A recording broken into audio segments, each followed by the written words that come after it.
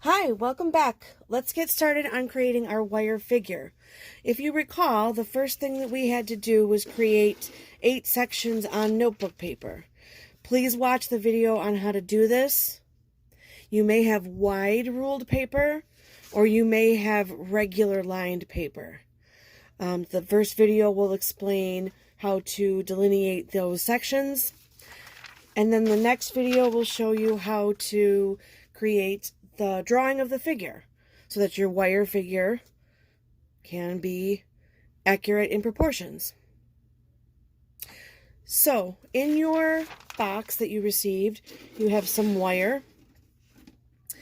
You have some colorful wire, and that'll be the last thing that we end up applying just to give it some interest and some energy. So that can get put aside.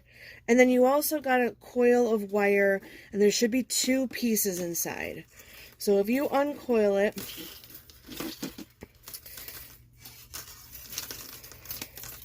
without poking yourself in the eye, preferably, take one of those coils and simply just coil it back up and put it in your box. So I'm just taking this one. I'm going to put this away. So this one's for later. And then I have this coil of wire. This is aluminum wire, so it's very easy to bend. And it's very forgiving if you change your mind and want to change direction. So this is approximately 5.5 feet long, and this will create our main structure. So what I'm going to do is I'm going to find the ends that are cut already. Okay, the 2 loose ends. Oops, match them up together. And I want just a loop at the top.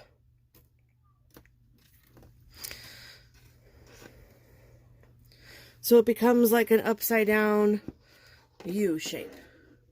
And this is going to be long. So at first you'll have to kind of wrangle it a little bit. Keep it in line. It's wire. It tends to wiggle and bounce all over on you. So first step will be just to create the loop like this. And we're going to create a loop as a circle for the head. So the very first thing, I've got my drawing here, and I think it'll probably be best to tape it in place. So if you have tape, or maybe even a clip, something to keep that steady, it's probably a good idea. So the first step, we want to create a head at the top. And then we're going to work symmetrically down the left and the right side of the body. So by having your drawing handy, you can create that loop for the head fairly accurately. Earlier I had mentioned using something round to wrap it around, and I couldn't quite find anything like the right size that I wanted. Other objects I suggested were just kind of too big. So you can, but you can easily do it on your drawing. So then you just have a loop. I did happen to make a pretty perfect oval kind of egg balloon shape because you don't want it to be a perfect circle. We do next want to twist the wire to create a neck and to keep that loop stable. So I'm just going to pinch, and with my other hand, I'm going to bring these down together. I'm going to twist these loose wires like this. So I'm pinching this to stay tight so it stays stable. And I'm just going to go twist once, and I'm going to twist again. So 2 times. And that will start to create the neck and make it a little more stable. So there's the beginning. Next, I want to work my way out towards the shoulders. And you may even just hold it down and find out where that shoulder joint needs to be. I'm making it at first right now kind of boxy.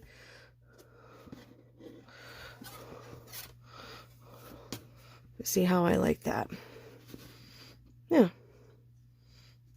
It doesn't have to be 100% accurate. A good solid estimate is fine. So this is what I have so far. You can see it up here. Okay. So we're going to work down the arms and then back up. So we're going to come down the outside and back up the inside. And we're just now creating like the skeleton. This is just the main basic structure. This isn't anything more. The other piece of wire will become mass. We'll add more mass, like almost like muscle mass with that second piece of silver wire later. And then, like I said, the color wire will become kind of like an accent on top. All right. So what I want to do is make a loop for the hands. And it really can just be a loop like a mitten.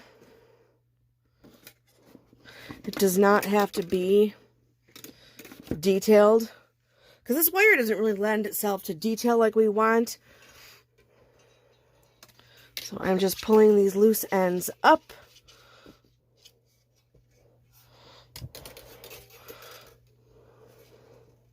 You do want the arms to be as close to the same length as possible. That's good proportion work. This hand looks a little bigger. I think I like that one better. So I'll make this one a little smaller. Like I said, I'll assume you've never done this before. So it's trial and error. It's putting in the effort. It's showing up and giving it a try. So I'll pause there so you can see where we're at. Let me see. Put this under so you can see. That's where we are so far. These pieces do get a little unwieldy. They're kind of bouncing around all over the place. Be careful with these ends. You can turn them into a loop. You could put some tape on them. Just be careful. I did not provide goggles for you, so safety first. All right. While I'm here with this, I'm going to give the wrist, I'm going to twist the wrist. I'm going to give the wrist a little twist so that it can stay in place and we can move on up the arm. So I'm just going to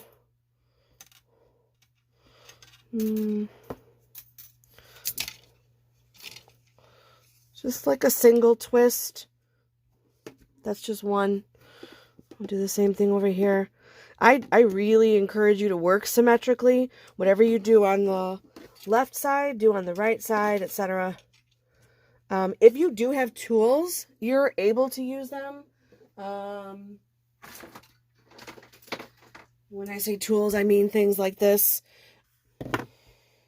If you have things like that, awesome, use them. I couldn't give them to you, so I'm not going to use them, even though I have them handy. And then, you know, you don't have to buy them. So if you have some, or a relative or someone has some, that's cool. If you have that luxury item, use it. Okay.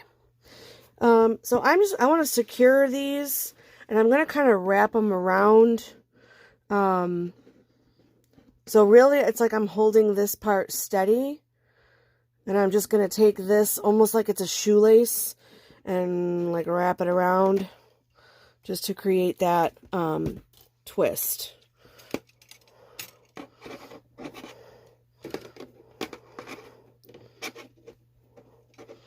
And that works pretty well.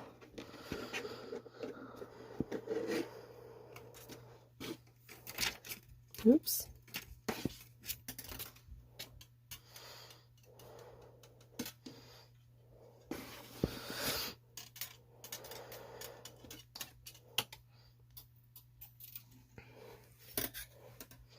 So I went up to the shoulder on the left side, and I'm going to go up to the shoulder on the right side. Again, I'm just kind of like feeding this end through through to the other side. Or if you find that you're able just to twist it, then do that. You just want to get them twisted around tightly. So if you're able just to do this and give it a little twist and twist it on up, that works too. Two different ways to do it. Coming up towards the shoulder here.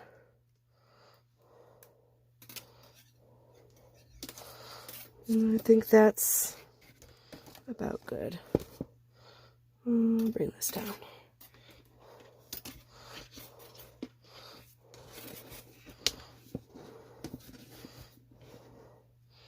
So now my two loose ends are facing down. I'm just kind of pulling them out a little bit straighter so they're not in my way.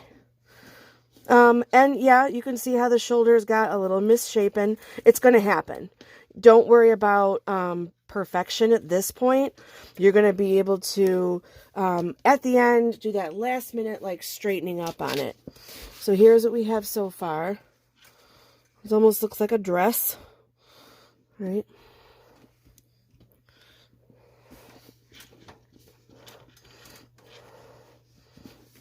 All right. I'm going to wrap around a little bit and come down and make the rib cage. So from here, I'm just going to keep wrapping or twisting, however you want to see it.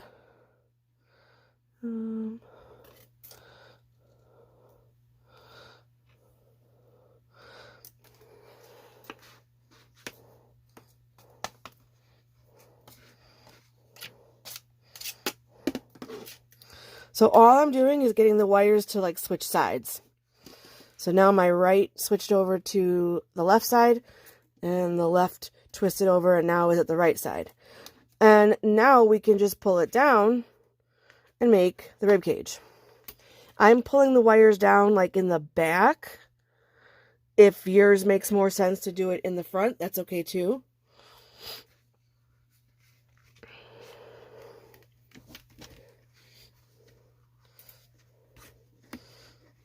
So here we go back to this.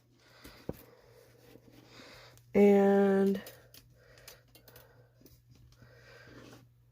I'm looking for where the belly button's going to be.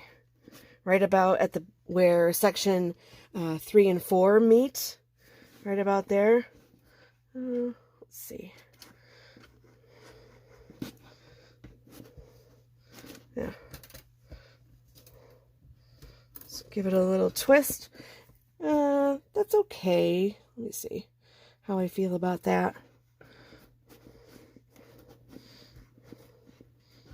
That's about good. One little twist is it's kind of loose.